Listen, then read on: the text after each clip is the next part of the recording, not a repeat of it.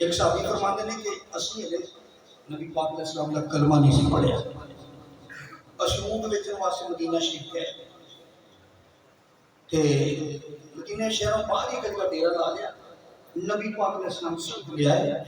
تشریف لے آ کے نا فرمان لگے اونٹ بیچنا ہے، اس نے بیچن نہیں لے آتے آگے پھر اونٹ میرے دے پسند کی لے کے چل پے، جدو لے کے چل پے نا سودا ہو گیا کہ اینیاں کھجوراں ادو جب پیسے دیندے ہن بھی تسی کردے ہو نا، کوئی دانے دے دیندا کوئی پیسے دے دیندا، ادو چلدی سی یا کھجوراں یا پیسے،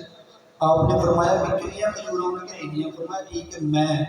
کھجوراں بھیج دینا یا پیسے بھیج دینا۔ وہ صحابی فرماتے ہیں نبی علیہ السلام نے اونٹ کی نکیل پڑی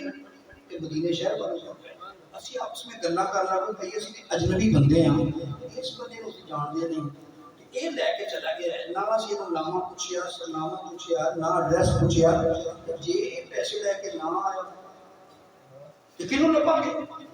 تے انج کریے کہ یہ کولوں پڑھ لئیے، انہاں نوں کہنے ہیں بھائی پہلے پیسے لے آؤ، لے جو اسی اجنبی بندے اسی تو جانتے نہیں۔ فرماندے نے قریب ایک اور اجنبی عورت پردیسی ہوگی کسی کام نہ کسی کاروبار چ آئی،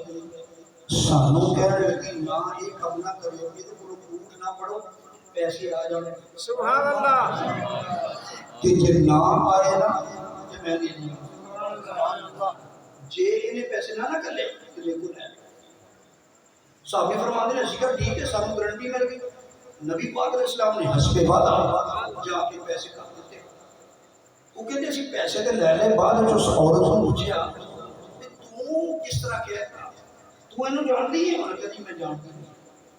انہوں نے کہا پھر تو ایڈی گارنٹی کیویں دے دی کہ پیسے آ جان کے نہ آئے تے مجھ کو لے لے؟ انہوں نے کہا میں بھی اجنبی تسی بھی اجنبی، تسی بھی پہلی واری ویکھیا میں بھی پہلی واری ویکھیا، پر جدوں تسی آکھیا یہ کول اونٹ پڑھ لئیے میرے دل نے گوارا نہیں کیتا، میں کہ نہیں پیسے دے دے گا، نہیں کتاب تسی دے دے گا، اور میں ایڈا خوبصورت ایڈا حسین چہرہ چھوٹیا دا دین